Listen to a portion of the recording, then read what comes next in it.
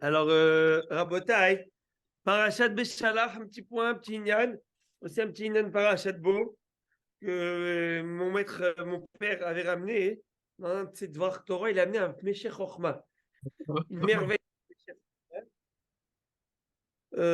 Meshech Chochma qui dit, qui est avec nous? Attends, j'ai Monsieur Barshishat Baruch Haba, Monsieur Bronner, Rabbi Mordechai Harouche, Rabbi Morko Moya, Monsieur Znati et Rabbi David Lévy, je crois. Je suis pas sûr. Est-ce que c'est Monsieur Lévy, David? Bon, Monsieur Lévy.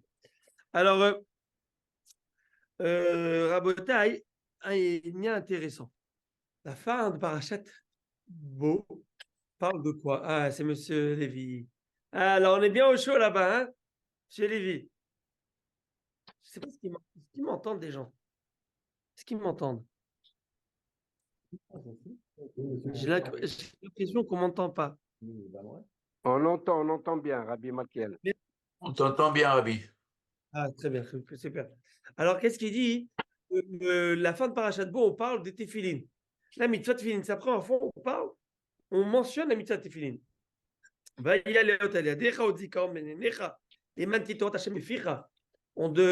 demande de mettre les téphilines. Et puis après, on retrouve dans Parashat Vaïtrana dans le schéma. Après, on le retrouve dans Parashat Akev. Donc, c'est le fois où on retrouve les téphilines dans la Torah. Et c'est intéressant de retrouver que dans les téphilines, les téphilines, c'est notre gloire. C'est un couronnement que Dieu nous a privilégié. Et il est écrit dans le Passouk,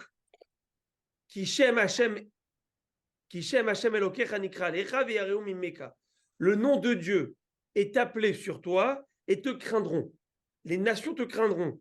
La Gemara dit, c'est quoi avoir le nom de Dieu sur soi? Qu'est-ce que je fais? J'écris le nom de Dieu sur moi. La Gemara dit, Elou tefilin chez Baroche. Ce sont les tefilines sur la tête, les tefilines. Et c'est celui qui met les tefilines, eh ben, il met le Akadosh Baruch Hu sur lui, d'une certaine manière, et les gens vont le craindre.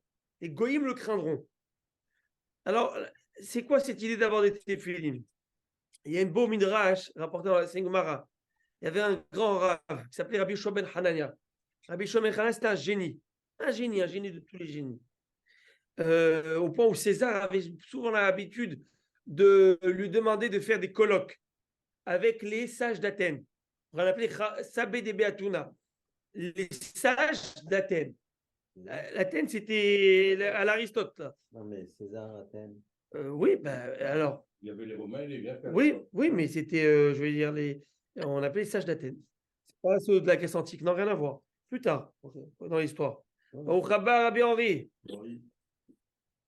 Et qu'est-ce qui se passe? C'est rien. Elle est bien. Et puis, il y avait plusieurs discussions. Et Rabbi Shimon Hanania était un génie qui était doté d'une chorma exceptionnelle. Et c'était impressionnant parce qu'une fois, l'impératrice, la fille de l'empereur, lui a dit: comment ça se fait que tu n'es pas beau? Elle ne s'est pas gênée de lui dire ça.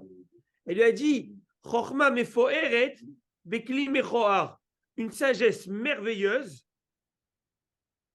glorieuse, dans un keli, dans un ustensile qui est moche. Comme pour dire, tu es tellement intelligent, mais le packaging, il n'est pas parti, il n'est pas venu avec ou quoi? Comme ça, il lui a dit Spanit. Alors, c'est ok. Elle dit: ah oui, l'empereur. Il dit: oui, comme ton père, empereur. Où est-ce qu'il garde ces châteaux Lafite? Hein, c'est Bordeaux, là. Il les garde où? Dans des fûts des jarres en argile. Il dit: oui, c'est là-bas qu'il y a eu des tonneaux et des tonneaux en bois, des fûts en argile. Il dit: ah oui, c'est ça pour un empereur, de sa stature. Mais ça devrait être dans des vases en or, en argent. C'est là-bas qu'il devrait mettre. C'est vrai, ça? Elle appelle le secrétaire, le sommelier principal du roi. C'est quoi ça? C'est ça? C'est ça comment tu gères l'entrepôt et le vignoble de mon père? Tu changes tout en or et argent. Et il a tout changé. Quand il a bu le vin, l'empereur, un bon château, je ne sais, il boit. Il me dit: mais c'est de la piquette, ça. Mais c'est quoi ça? Il a tourné. Amenez-moi un autre. Il boit, il me dit: mais c'est quoi ça? Mais tout a tourné. Il dit, mais c'est qui? Il appelle tout de suite. Il dit, mais qu'est-ce que tu m'as fait? Il dit, moi, c'est sous l'ordre de votre fille. Yoshua ben Hanania. Yoshua ben Hanania, t'as dit de faire ça, impossible. Qu'est-ce qu'il a dit? Qu'est-ce qui s'est passé? Il dit, c'est très simple. Tu es intelligent, mais tu es moche. Il a dit, bah, c'est comme le vin de ton père. Pour qu'il soit préservé, il soit dans l'argile. Il n'est pas dans l'argile, il est dans de l'or ou dans de l'argile. Si c'est ton père, il faudrait que ça soit dans de l'or. C'est un empereur. Il a dit, tu n'as pas compris Hamara, tu n'as pas compris la réponse que tu as dit. C'est que pour préserver la beauté intérieure, parfois, il ne faut pas être très beau à l'extérieur. C'est-à-dire qu'une personne, quand il est beau à l'extérieur, il a des fois, malheureusement, il glisse, il investit plus sur l'esthétique extérieure que sur la recherche et la curiosité intellectuelle. Vous voyez? C'est ça, Bémet. Ce qui est dur, c'est que et c'est pas toujours. C'est comme celle-là, le Hatan, qui est beau, intelligent, Tamil Chacham, businessman. Et il dit, ça existe. Hein? Il a dit, à part ton genre, ça existe, personne. Hein? Alors, Botaï. J'ai dit ça à ma belle-mère, mais elle ne m'a pas cru. Bon, en tout cas, alors, Botaï. Sur ce. Essaye pas reconnaître. Rabbi Shimon Hanania, il était génie. Et donc, une fois, il y avait un des sages qui a, il a fait il a demandé une audience devant le roi pour lui lancer un challenge, un défi. Et qu'est-ce qu'il lui dit, Rabbi Shimon Hanania? Donc, mon père, il amène ça dans son chiot.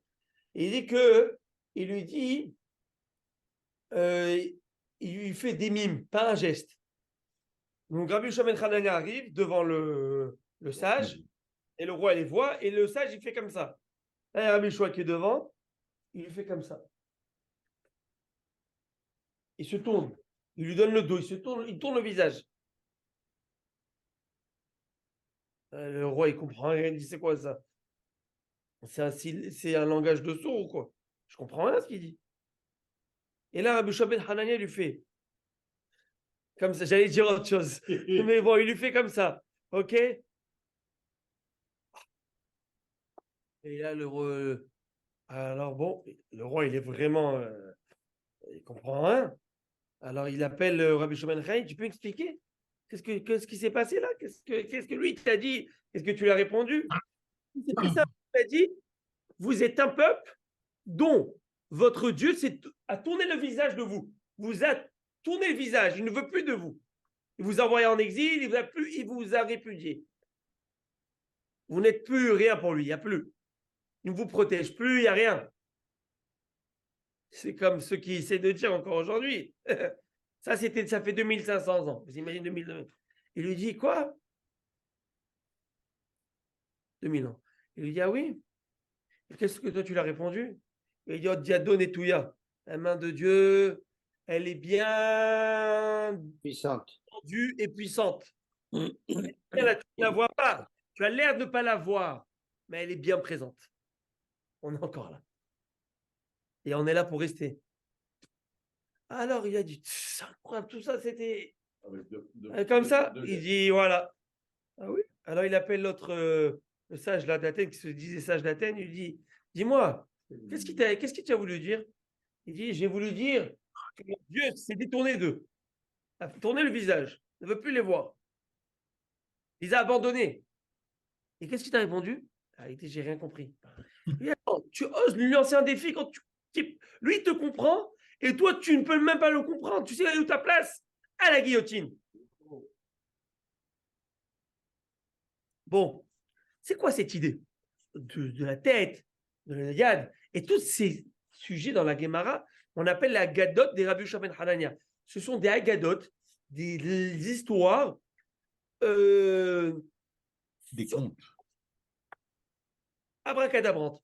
Tu sais pas ce que ça sort, des trucs, d'autres histoires, une série d'histoires là-bas, et on ne peut pas le comprendre toujours à la première lecture, essayer de comprendre de cette manière superficielle. Il faut essayer de comprendre. Le Gon de Vilna, il a écrit tout un pirouge, le Maharsha, pour chacun. C'est de la Kabbalah, c'est des sodotes, des secrets, de la mystique. Mais dans cette idée, qu'est-ce qu'il y a? Mais, je pense que c'est le Meshach Horma qui dit que Akadosh Baruch Hu, lui aussi, il porte des tefilines. Il n'y a pas que nous. La Gemara nous dit que Dieu porte des tefilines. Nous, on le sait. Parce qu'il y a écrit que Moshe Rabbeinu, quand il a vu que c'était un moment opportun et que Dieu acquiesçait ses demandes, avait prêt la faute du veau d'or, il a dit, bon, si c'est le bon moment, Akadosh Baruch Hu, il est sujet m'octroyer ce que je demande, à m'offrir ce que je me demande, et ben je vais pousser le bouchon et je vais demander Odienina derachecha, arinina kevodecha. Montre-moi tes voies, VOIE, et montre-moi ta gloire. Je veux te voir. Je veux te voir. Et Dieu va lui dire Kilo yirani Adam vachai. Niet, impossible. Un homme vivant, Non, je ne peux pas voir. l'homme charnel, ne peut pas voir Dieu. Que après 120 ans. Tu ne peux pas avoir de vision. Par contre, je te donnerai un semblant d'eux. Tu y rentreras dans une grotte, il y a un petit espace, et ça cotique capaille, et là-bas tu verras l'arrière, mon arrière, et tu ne verras pas mon visage. Tu verras l'arrière, tu ne verras pas le devant. Alors vous comprenez que Dieu n'a ni devant ni derrière. Dieu, il est ni en lo gouf, en lo demoutagouf. Dieu n'a ni corps, ni de semblant de corps, ni d'idée de corps. Il n'y a pas. Il n'a pas de forme, il n'a rien. Tout ça, sont des images pour nous en tant qu'hommes, d'essayer de comprendre un temps soit peu et de chatouiller un peu l'idée du message qui est dit par Dieu. Dieu va lui dire, tu veux comprendre Akadosh Baruch Hu, tu ne peux pas comprendre Dieu. Par contre, tu peux comprendre l'après-coup. Quand arrive une épreuve ou quelque chose, tu te dis, mais qu'est-ce qu'il fait, bon Dieu? Mais pourquoi cela? Tu penses, si tu es à ma place, que tu vois frontalement, tu vois devant, tu vois l'avenir? Tu ne peux pas voir. Par contre, après coup, tu pourras dire, il a eu raison. Et tu verras l'arrière. Et qu'est-ce qu'il nous dit le Midrash? Qu'est-ce qu'il a vu dans l'arrière? Les téphilines de Dieu. L'arrière, le petit kécher, le nœud des téphilines. Donc on sait que Dieu porte des téphilines. Alors quelle téphilines? Qu'est-ce qu'il y a écrit dans cette téphilines? Moi, dans mes téphilines, il y a écrit Shema Israël, Adonai Elohenu, Adonai Echad Écoute Israël, que Dieu est unique. Je proclame l'unicité de Dieu. Et qu'est-ce que Dieu dans cette téphilines? Vous comprenez que c'est une image. Il y a écrit ce verset. Un verset. Le verset qui dit qui comme toi, ô Israël, un peuple unique dans le monde. Donc nous, on déclare l'unicité de Dieu et Dieu déclare l'unicité du Ham Israël. Caractère unique du Ham Israël. C'est pas beau ça? L'amour mutuel. Et qu'est-ce qu'il veut dire? L'histoire de Téphilines et D'où on tient ça? Midrash. Alors qu'est-ce qui se passe à Rabotai? Maintenant on avance. Donc l'idée, c'est quoi les Téphilines? Il a vu le kécher des Téphilines.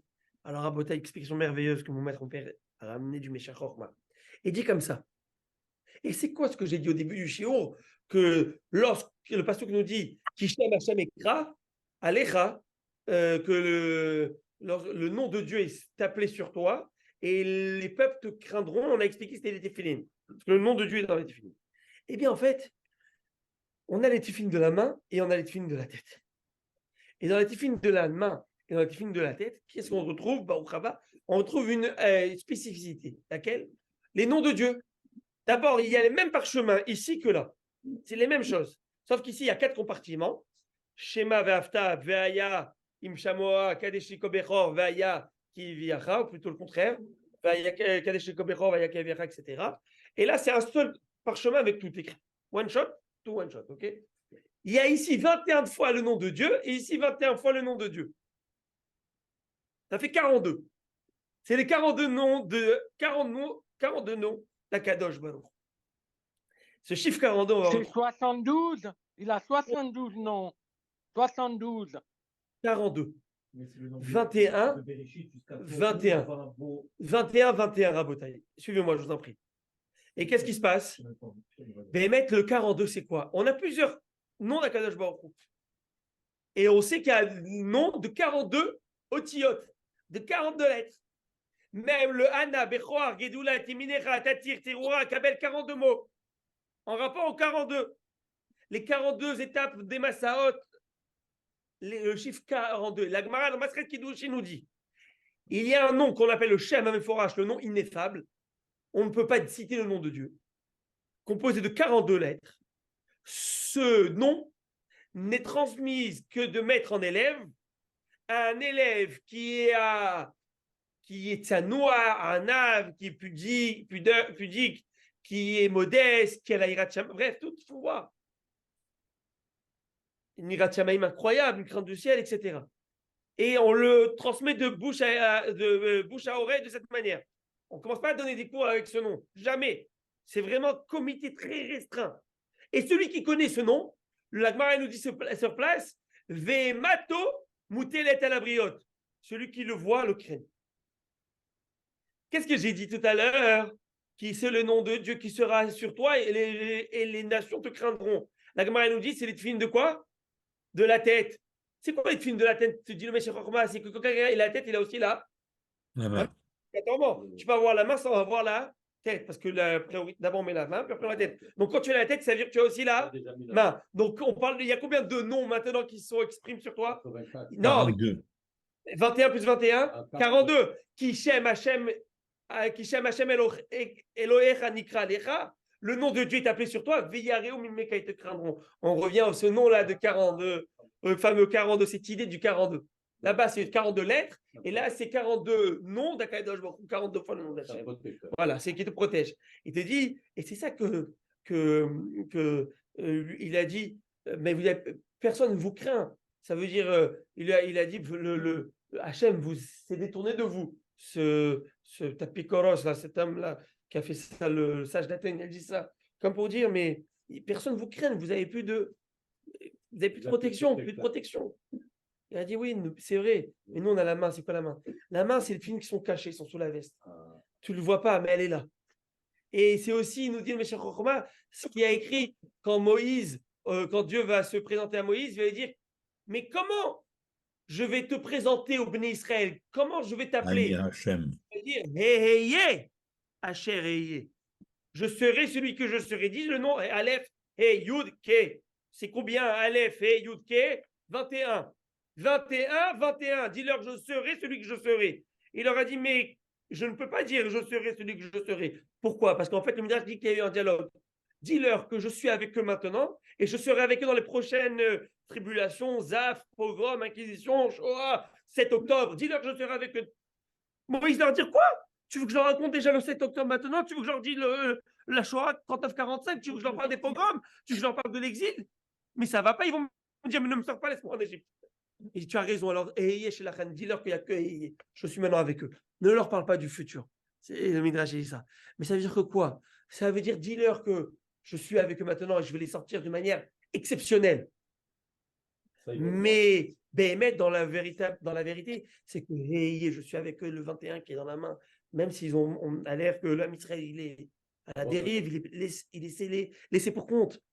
L'homme Israël est toujours là, il est protégé par cette main, par ce tefillin shaliad, par cette main-là qui est dans la tsniout, qui se fait non pas dans la manière exceptionnelle, mais par le derech ha-teva, par l'armée, par la manière du teva.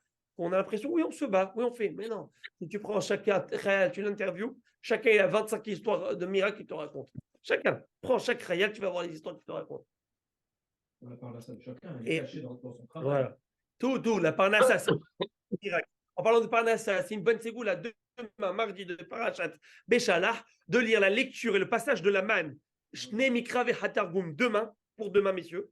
On va lire dans la Parashat Béchalah la Parashat de la manne. La manne, c'était le pain qui descendait du ciel et qui était, les Ham Israël vivaient de ce pain durant 40 ans dans le désert. Et bien, Rabotai, une grande ségoula pour la parnassa, celui qui veut de la parnassa, celui qui en a besoin, on pense qu'on a tous besoin, c'est de lire Shne Mikra Vehatargum 2 fois le passage de la manne. Je pourrais vous l'envoyer par WhatsApp, Bénéder. Demain, Bénéder, je vous l'enverrai ce soir. Et vous pourrez le lire avec une fois l'araméen. De toute façon, c'est sur le texte. Après, il y a une immigration. En espérant que Dieu vous envoie la bracha à vous tous. Amen. Mais l'idée, c'est qu'en fait, que même la parnassa, d'où elle vient? Elle vient d'Akadosh Baruch Hu. Dieu va dire à Moïse, s'il te plaît, prends un bocal et mets de la manne dedans, tu le fermes et tu le gardes de génération en génération. Tu montres à tout le Ham Israël, ouais, je ne peux pas étudier la Torah, je peux pas faire je dois travailler. Et le Shabbat, je dois travailler. Pourquoi Parnassa? Et c'est qui donne la Parnassa? C'est Akadosh Baruch Hu. Preuve, sors-lui la manne. À l'époque d'Irmiya, les gens n'étudiaient pas la Torah. Ils n'étudiaient pas la Torah. À la Parnassa, et comment on va faire? Il aura sorti cette fameux bocal-là. Le bocal de Moshe Rabbeinu, il a dit, c'est qui? C'est qui nous a donné 40 ans dans le désert? On n'avait rien. C'est Hachem qui donne la parnassa. Eh bien, c'est Hakadosh Baruch Hu qui donne la parnassa. Monsieur Zenati, vous voulez poser une question? Non, non, j'ai levé la main, c'était pour vous, quand vous parliez de la tête et du bras, la tête qu'il avait tournée, etc. Hein? Qui m'avait levé la main? L'idée, c'était les téphilines de la je tête n'entends et pas. les téphilines du bras. C'est ça Non, on dont- vous entend pas, monsieur Zenati. Attends. Là, je vous entends Vous pas. pouvez répéter, je vous en prie? Quand vous parliez de la tête et du bras, Comment vous m'entendez? oui, maintenant, oui, mais vous m'entendez, moi? Oui? Maintenant, oui, parce que je viens de cliquer que mon ordinateur il était sur mute. Ah, ok. C'est bon. Donc, je voulais vous Il y dire en a que quand vous avez commencé à parler de la tête et du bras, ça m'a fait penser aux téphiline de la tête et la téphiline du bras, mais vous en avez parlé après, oui. Exactement, c'est ça l'idée de. Mais ben, Ouais, ouais. bravo, Baruch Shekivanta, c'était ça l'idée qui était derrière. Et bien, maître, il faut qu'on se renforce dans notre émouna. Maintenant, on étudie, on fait tout, mais là, il y a besoin d'un grand renforcement dans la émouna. Enfin, pour moi et pour tous, parce qu'il va se passer, je ne suis pas devin. Je suis l'information, le fil d'information comme vous toutes. Mais ce qui est en train de se passer dans le monde, se tramer dans le monde, c'est incroyable. C'est incroyable. C'est le Olam, il devient fou. Et pourquoi moi je vous dis ça? Parce que moi j'ai un frère qui travaille dans Magen David Adom. Magen David Adom, c'est La Croix-Rouge. non, l'ambulance en Israël. Et puis aussi son beau-frère, il travaille là-bas, il est encore plus impliqué que mon frère.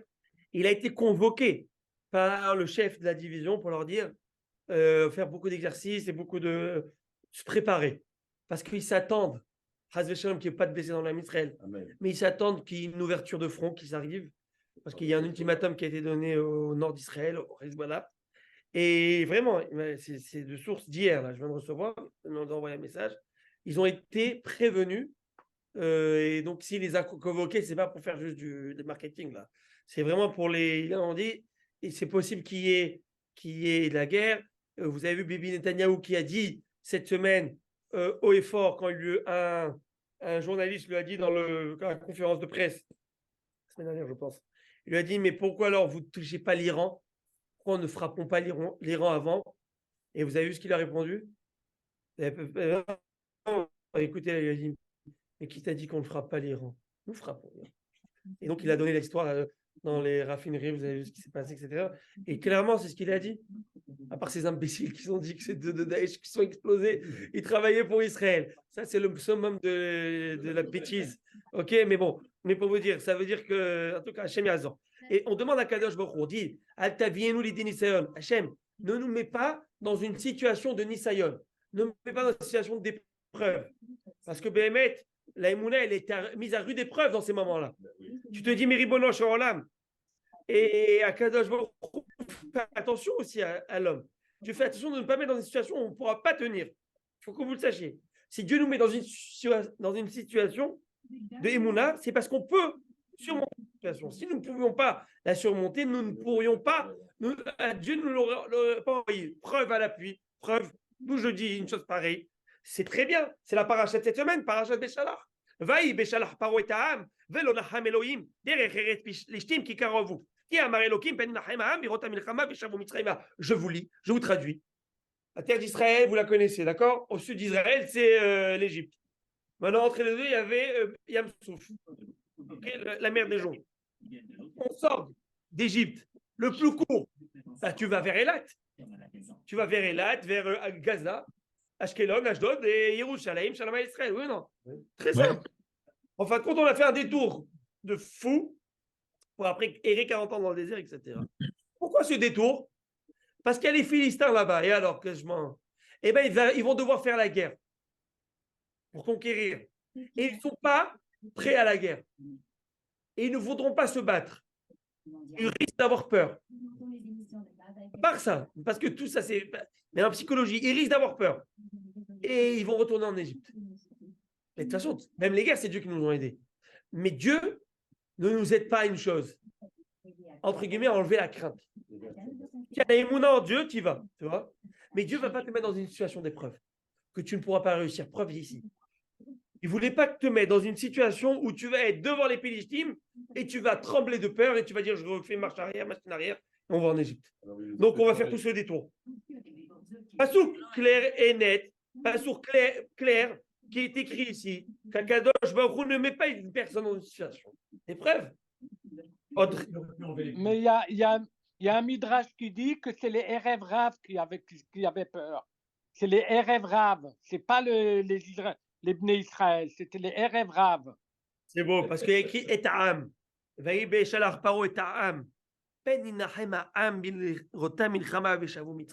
imaginez donc ce qu'on va dire, c'est que quoi qu'il se passe, Akadosh Baruch Hu ne nous mettra pas devant une situation qui va être insoutenable pour nous et on réussira. La réponse est qu'on réussira dans tous les cas. Mais on n'a pas le droit aussi, qu'est-ce qu'on apprend aussi, nous aussi, que nous-mêmes, en tant qu'hommes, on n'a pas le droit de se mettre dans une situation où on ne pourra pas tenir un Nisayon. Par exemple, je prends un exemple concret. Je vais à un endroit, il n'y a pas de cachère en vacances. Il n'y a rien de cachère. Je vais me débrouiller. Mais non, tu ne vas pas te débrouiller. Je vais manger de la salade. Tu vas manger 2 semaines de la salade, franchement, tu te fous de moi, quoi. Ne te mets pas en situation d'épreuve. C'est plus logique. Ne te mets pas en situation d'épreuve. C'est assaut. On le dit ça tous les jours dans les brachot du matin. Al-TV, les Dénisayon.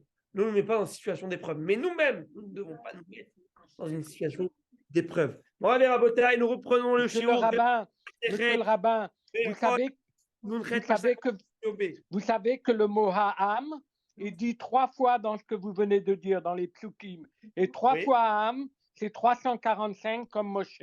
Parce que Ha'am, c'est 115. Moshe. Bravo, parce que c'est le peuple de Moshe.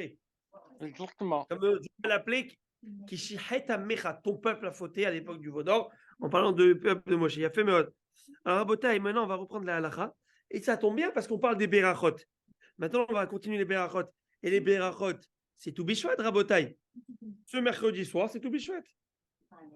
On fait un CDR à Haïm. Est-ce que vous êtes au courant? Oui, bien sûr. Il y a un super CDR à Haïm. Et Bezrat Hashem, j'espère tous vous voir. C'est un moment important de rendre hommage à Kadosh Baruch Hu à travers de magnifiques fruits, de magnifiques Berachot que nous allons faire. Et ça va être animé par Rabbi Daniel Asri, Rabbin Moïse Ohana et votre serviteur. Et Bezrat Hashem. Alors, juste un petit point quand même halachique sur l'idée de Tu Bishvat. C'est quoi Tu Bishvat halachiquement parlant? D'accord? Alors, il y a une halakha par rapport à Tu Bishvat. C'était la première Mishnah de Maseret Rosh Hashanah qui en parle. La première Mishnah de Rosh Hashanah, c'est un traité qui s'appelle Rosh Hashanah, dit qu'il y a 4 Rosh Hashanah dans l'année. Il y a 4 têtes de l'année dans l'année. Il y a Rosh Hashanah de le premier Tishrei où on est jugé les hommes.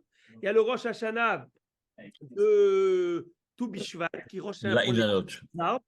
Il y a le Rosh Hashanah pour l'eau. Le Rosh Hashanah pour les fruits. Alors, Rosh Hashanah des arbres, c'est pas Rosh Hashanah des fruits. Hein. On a une mauvaise compréhension. On pense que Dieu va décider quel arbre va vivre, combien on va avoir de culture, combien on va avoir de fruits cette année. Non, ça c'est Shavuot, le jour des Bikurim, d'accord? Ok. Excusez-moi, c'est écrit comme ça, je vous dis, je ne fasse pas d'erreur. La première Mishnah de Rosh Hashanah, laissez-moi vous la lire. Elle dit comme ça. Il y a la Melachim aussi. Alors, Abara Sheshanimien, Benissan. Le premier Nissan, Rosh Hashanah, la Melachim et la Regalim.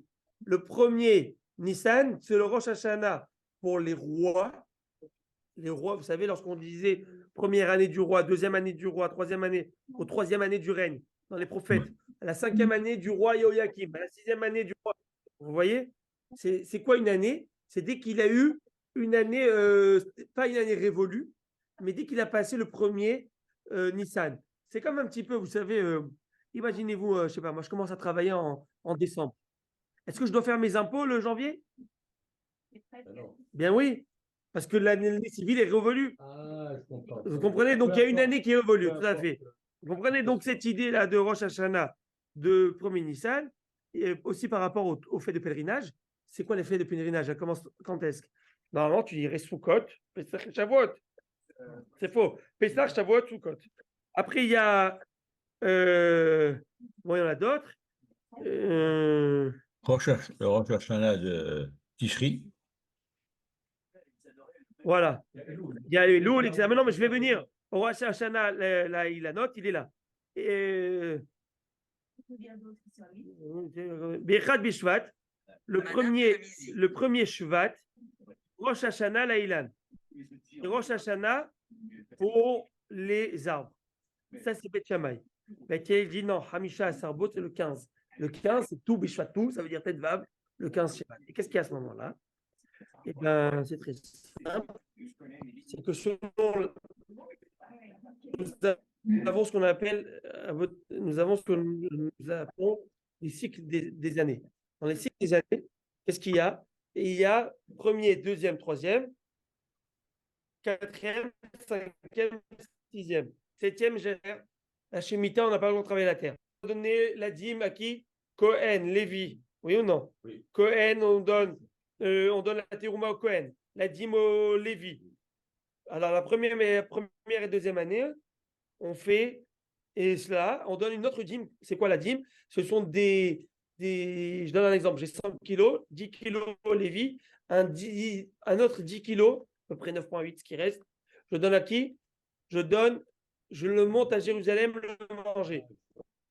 Et voilà, troisième année, je ne le mange pas à Jérusalem, je le donne aux pauvres.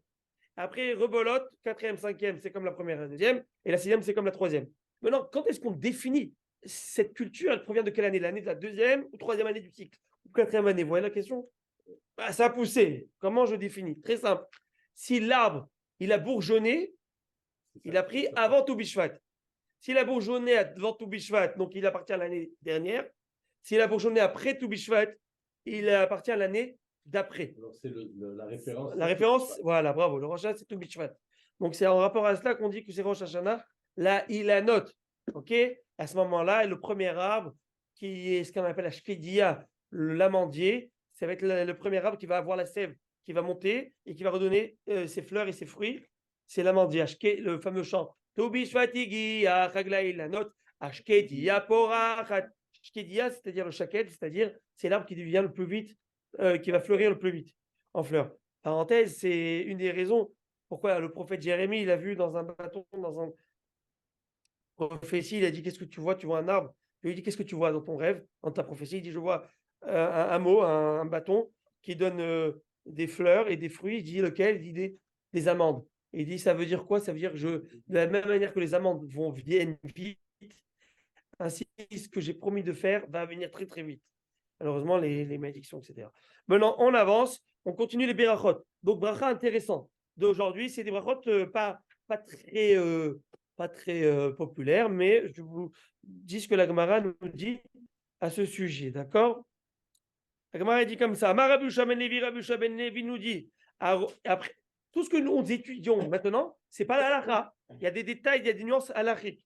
C'est gemaratique. La halakha, on le verra plus tard dans le Shulchan Aruch. Okay? Mais la Gemara nous dit comme ça. Rabbi Yehoshua ben Levi nous dit, Aro et Habakanim, celui qui voit des personnes couvertes de taches. Quelle tâche? Rachid dit, je ne sais pas si c'est pas une maladie, mais Rachid dit, Lin Tilouche Belaz Kaadashim. Alors, c'est une maladie qui s'appelle le lentillus. C'est quoi en fait? C'est pas une maladie. C'est quelqu'un avec plein de taches de rousseur. Plein de taches de rousseur. Mais moi, la première chose qui m'est venue, parce qu'on va voir plus tard que je pense que c'est même Rachid qui explique ça, c'est que entre chaque tache, le blanc est très blanc. La peau est très blanche. Moi, tout de suite, ça m'est venu en tête vous savez, l'indigo, ça s'appelle l'impétigo, c'est des formes. Voilà. Donc, voilà. Mais c'est pas ça. Rachid dit que c'est comme des lentilles. Bon, quelqu'un qui voit ce visage-là, qui est impressionnant, qui n'a pas l'habitude, alors il doit faire quelle bracha sur lui? Tu fais une bracha sur cette personne. Baruch ata Hashem, Elokeinu melech haolam, source de bénédiction, tu es Hashem. Meshane Aberiot. C'est quoi Meshane Aberiot? Tu as créé des diverses créatures. Ça veut dire que tu as de la diversité dans ta création. Pas tous les mêmes. Chacun, il est différent. C'est un grain de beauté, c'est ci, c'est ça. Il a dit, c'est le poireau. Non, l'autre, j'ai vu avec les enfants. Mais tu vas. Il dit, mais c'est pas vrai. On conteste. cet enseignement par une braïta. Raït Ashkushi, celui qui a vu une personne qui est noire, qui est extrêmement noire. Peut-être à l'époque, dans la Gemara, là-bas, en Babylone, c'est pas quelque chose qui était courant. Veta Gihur, ou une personne qui a la peau extrêmement rouge. Je ne sais pas s'il a bu un coup de rouge ou pas, mais le gars, il est rouge. Veta Lavkan, une personne dont la peau est extrêmement blanche. Donc, j'imagine que c'est aussi par rapport à l'endroit où ça vivait. Tu comprends? Moi, je le vois aujourd'hui, il y a des gens, plus du côté asiatique, qui sont très blancs. Un mâche, très, très blanc. Et eux, va être pour eux de bronzer. Ils te mettent des crèmes blanches dans les. Ils vont à la plage, mais avec des crèmes comme ça pour surtout pas prendre une goutte. On dirait que pour eux, c'est la basse classe, ceux qui sont bronzés. Oui, il y a des cultures. Il y a des cultures Voilà, où c'est ça. Redneck. Voilà. J'ai une collègue qui est partie en Chine, elle a envie de bronzer. C'est une honte parce que les gens qui sont bronzés, c'est-à-dire qu'ils travaillent dans les champs. Ça, voilà. Et ceux qui sont blancs, c'est quoi. Ils ont des postes. Voilà, V8, c'est ça. Donc les fonctionnaires font rien. Bon, V8 à Kipéa, quelqu'un qui a vu une personne qui est qui est obèse et tellement disproportionnelle, Rachid dit, dont la largeur de sa taille semble être inférieure à la normale. Ça veut dire, tu sais plus par où le prendre. C'est un cube, le gars. Ok, donc quelqu'un qui voit ça, Ve'et ananas, nous on ne fait pas de jugement, mais c'est une réalité, d'accord? Ve'et ananas, quelqu'un qui voit une personne qui est nain ou naine. Ve'et adranikos, ou une personne qui a des verrues, mais partout. Omer, il dit Baruch ata Hashem, Elokeinu melech haolam, Meshane Abriot, tu fais bracha sur lui. Incroyable. Et t'as quitté, tu vois une personne dont les mains ont été amputées, un manchot. Ve'et asuma, Dieu nous en préserve, ou une personne aveugle. Ve'et pétouiller à roche. C'est quoi? Pétouiller à roche, c'est dont les cheveux sont collés les uns aux autres. Alors, sont tellement denses, Rachid dit, on dirait du feutre. J'allais appeler les hippies. Vous savez, là, j'ai jamais vu de voir ça. Veta Higer, une personne, Dieu nous en préserve, qui a une jambe amputée. Veta Mukeshrin, une personne qui est atteinte de furoncle. Ok? Veta Bakanim, une personne qui est couverte de ce genre de taxe qu'on avait vu.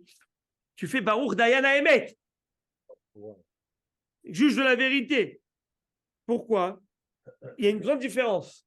Parce que ces difformités que je viens de citer, où Jiba, Baruch Emet amputées, etc., elles ne sont pas de naissance.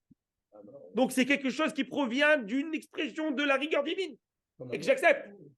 Tu comprends ou pas? Tu ne vas pas me dire que c'est sympa qu'à quelqu'un il a les pieds coupés. Donc ça veut dire ici, c'est dur à voir ça. Quand quelqu'un est décédé, qu'est-ce que je dis?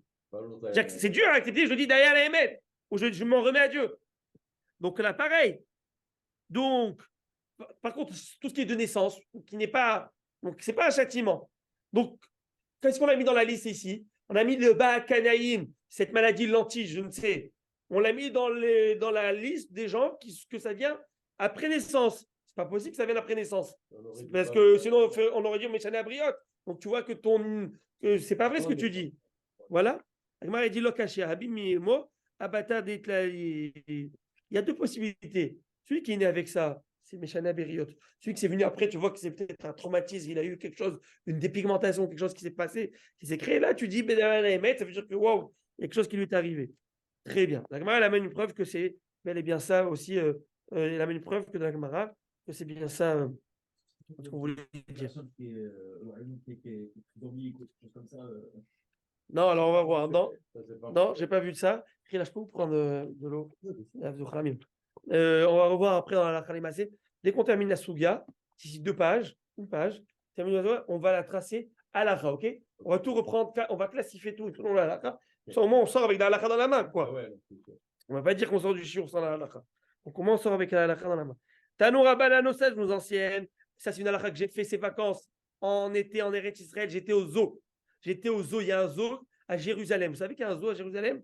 Ça s'appelle Ganatanachi, le zoo biblique. Parce que pourquoi il s'appelle le zoo biblique? Parce qu'il y a des animaux, on retrouve des animaux de la Bible là-bas. Bon, pas des dinosaures, on parle des antilopes et tout comme ça. Mais il y avait là-bas des animaux et j'ai pu faire une bénédiction là-bas sur ces animaux. Et j'ai invité le monde à venir le faire avec moi. Et Aro et Pilkof et Kipov, ceux qui voient un éléphant, un singe ou un hibou, eux, ils sont surprenants. Ce sont des animaux surprenants. Ils sont tellement gigantesques ou tellement intéressant qui sort de l'ordinaire. C'est pas comme un chien là que tu vois partout, quatre pattes, etc. Ce sont des animaux. Et là, vous allez voir pourquoi. Quel bracha on fait Méchané à Bériot, qui diversifie les créatures. Pourquoi cela? Alors il dit, j'aime bien Rachid, il dit,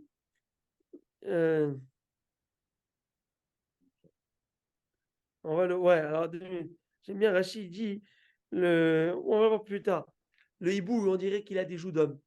Ouais, c'est ce qu'il savait, vous avez déjà vu un hibou, une chouette. Oui. Alors c'est ce qui intrigue. Ra Beriot Tovot, quelqu'un qui a vu de belles créatures. Et Rabotai, voilà là, une des sources. Quelqu'un qui a vu de belles créatures, qui avait un beau gosse. Ok. Là, c'est qu'il te voit dans le miroir. Ou une belle femme. Miroir, ça ne marche pas, d'accord? Ne dis pas, je suis beau gosse et je fais la bracha sur moi. C'est bracha les vatala. Tu fais celui qui voit de belles créatures. Eh bien, qu'est-ce qu'il fait Rabotai comme Beracha? Il fait, si tu as vu des mâles ou des femelles, homme ou femme donc, tu fais une Beracha de, ou si tu as vu de beaux arbres, un bel arbre, d'accord, qui est magnifique, tu dis Baruch Shekachalo Beolamo, béni sois-tu Hachem, qui a de tels spécimens dans ce monde.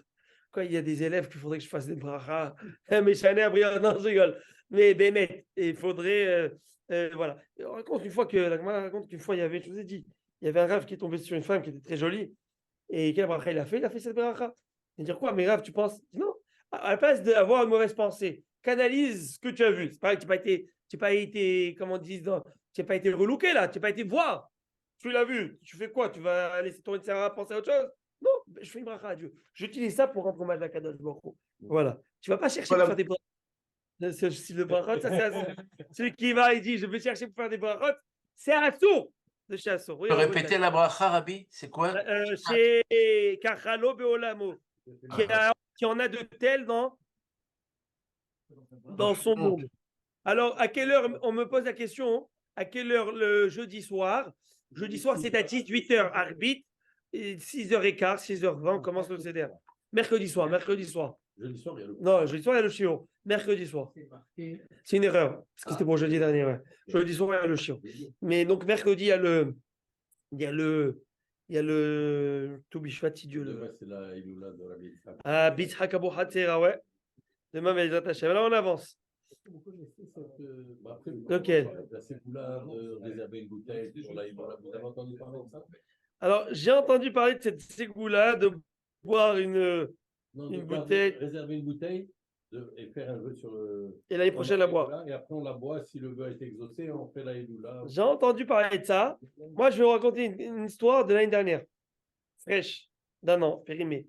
Mais fraîche quand même. Parce qu'il me parle de cette histoire. Moi, je ne connaissais rien de tout ça. Je vous raconte l'histoire. Vous voulez que je vous raconte l'histoire? Ben oui. Bien sûr. Je pense que l'année dernière, c'était Motsei Shabbat. Je ne sais pas si on revérifier. C'était un soir. Revérifier lequel. Peut-être c'est après le shiur. Moi, je me rappelle que Rabbi Saadia El-Haddad, okay, c'est le. Vous connaissez Rabbi El-Haddad? Bon, en tout cas. Alors, il avait organisé une Iloula. Il m'avait invité à venir. Il m'a dit, moi, venir. Et je ne sais pas pourquoi j'avais en tête que c'était à Bet Rambam. Je ne sais pas. En fait, c'était chez lui à la maison. Alors moi, c'était la semaine dernière, je m'en vais là-bas.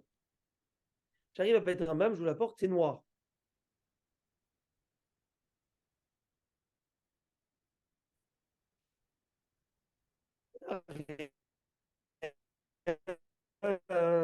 Tu peux ouvrir le Shabbat. Rav, tu es Parce coupé que là. On ne t'entend pas bien. Toubi Shvat, c'est dimanche soir, souvenez-vous? On l'avait fait. J'arrive là-bas. Non, il n'y a rien, c'est bon. Donc j'ai compris. À plus. À la maison. Vous m'entendez ou pas, Rabotaille? Maintenant, Tu es un oui. peu coupé là de temps en temps. Donc j'étais là-bas et je fais marche arrière, je retourne. Et tout d'un coup, qui est là-bas? Qui ouvre la porte? Un hassid. Un hassid. Je n'ai pas fait mes Chanel briotte. Un hassid à Côte Saint-Luc. C'est peu commun avec le bon Shtraimel à Bet Rambam. Il me voit. Maintenant, un chassid, c'est Ashkenaz. Il sort une bouteille de Maria, il me dit tenez, buvez-la pour Rabbi Yitzhak, je l'avais offert l'année dernière, j'ai mis le nom, je cherche quelqu'un qui puisse la boire. Mais il n'y a personne ici. Moi, du ciel. Et moi, en plus, j'avais rien prévu de venir chez Rabbi Saadia avec rien du tout dans la main. C'est honteux, tu viens pas les mains vides, mais avec ses Shabbat et tout le truc. Eh bien, il me donne ça. Moi, c'est comme une histoire de fou. Je lui dis, mais pas de Lula ici. Il me dit, quoi, il n'y a pas de Lula ici? Alors, vous pouvez la prendre, s'il vous plaît, si vous pouvez la boire pour. Et je vois écrit une Alors, moi, je vais chez Rabbi Saadia. Il me dit, je lui dis, mais je vous la donne avant ça, je vous raconte l'histoire de cette bouteille. Parce qu'il disait, là, c'est goula, là, viens, on la garde. Il m'a dit, viens, on la garde pour l'année. Je lui ai dit, écoutez, cette fille, il faut la boire maintenant. Et j'aurais raconté l'histoire, ils étaient comme des poules. Ils ont dit, c'est un avis. Est-ce que tu l'as revu, ce Hassid? Je lui ai dit, non, je ne l'ai pas revu. Mais en tout cas, voilà l'histoire. Donc, je ne sais pas, cette idée de laisser une bouteille, pas pour l'année d'après. Manaf. Maintenant, on avance. La Gemara dit, on reprend les cas très intéressants. On va, la Gemara va parler des zikin. Ok? C'est quoi des zikin? Les zikin, on avait vu dans la Mishnah, celui qui voit des phénomènes naturels. Il y a des brachot à faire. Baruch Hosem Aseh Bereshit. N'est-ce pas? Dans les arcs-en-ciel. Et là, on va voir, la Gemara va essayer d'expliquer. Oh, c'est magnifique ça. La Gemara va dire celui qui a vu, par exemple, une étoile filante. Hein? Une étoile filante. Kochava des Chavit. C'est quoi Kochava des Chavit? C'est une étoile qui descend du ciel comme une flèche. Et elle est longue comme un bâton. On dirait un bâton qui vient de passer comme ça. La Gemara nous dit sur ça, tu fais une beracha de cette beracha. Et Vamar Shmuel. Shmuel, un enseignement de Shmuel, parce que c'est Shmuel qui dit ça. Shmuel, c'est un très grand astrologue. C'est un génie, c'est aussi un docteur. Shmuel disait, Vamar Shmuel, Shmuel disait, Irini Shvil et Dishmaya, les chemins du ciel, voilà que tu du ciel, des astres, sont clairs pour moi, qui Shvil et des Nerdéa, comme les chemins de ma ville Nerdéa. C'était le rabbin de Nerdéa. Je connais, comme ma poche, les chemins du ciel. Ça veut dire qu'il connaissait tout. Et l'ours, la grande ours, et la truc, et la... connaissait tout. Il me dit, mais comment ça se fait qu'il connaissait tous les chemins de sa ville? Pourquoi il faisait Uber ou quoi? C'est vrai ou pas? Le Shmuel. Il me dit, comme il était taxi, moi, tu connais toutes les rues de ta ville? Moi, quand c'est un lieu, il y en a 4. Ok, moi, je me rappelle, quand je suis venu à Côte, on m'a dit, il faut que tu connaisses 4 rues. Mais c'est tout. Après, le reste, tu te débrouilles. Voilà. Mais c'était Nardé, une grande ville. Donc, moi, j'ai écouté une très belle explication. Vous voulez écouter l'explication? Explication qui dit que Shmuel, c'était aussi un docteur. Et si c'est un docteur, il faut qu'il rende visite par comme malade. Et il faut qu'il se connaisse le chemin le plus rapide pour aller secourir un malade. S'il a un appel de Hatzala. Donc, il devait connaître tout. Les petits shortcuts et les petits passages, etc. On avance. Il disait, moi je connais tout, à part les 20 Mikochava des Chavit, hormis le chemin d'un Kochava des Chavit, cette fameuse étoile. Ça, je n'arrive pas à comprendre. Delo et Adana Mainiou, que je ne connais pas. Ou Gmir et Delo Avar Kisla. Mais il est connu par la traduction orale, on le sait, qu'un Kochava des Chavit, ce genre d'étoile filante, ne passe qu'à travers la constellation qui s'appelle Kessil. Il y a des constellations. Vi Avar Kisla. Et si cette étoile, elle passait dans la constellation, et non pas à côté, si elle rentrait dans la constellation, Ravalma, le monde serait détruit. Comme c'est dit Shmuel. Il dit, je le sais de Moshe Rabbeinu, ça, je le sais. Ils n'avaient pas de la NASA à l'époque.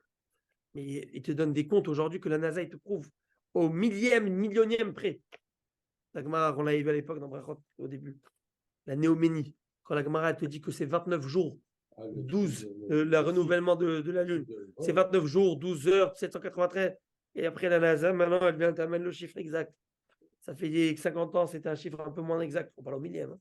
Et là, la Gemara, d'où elle savait?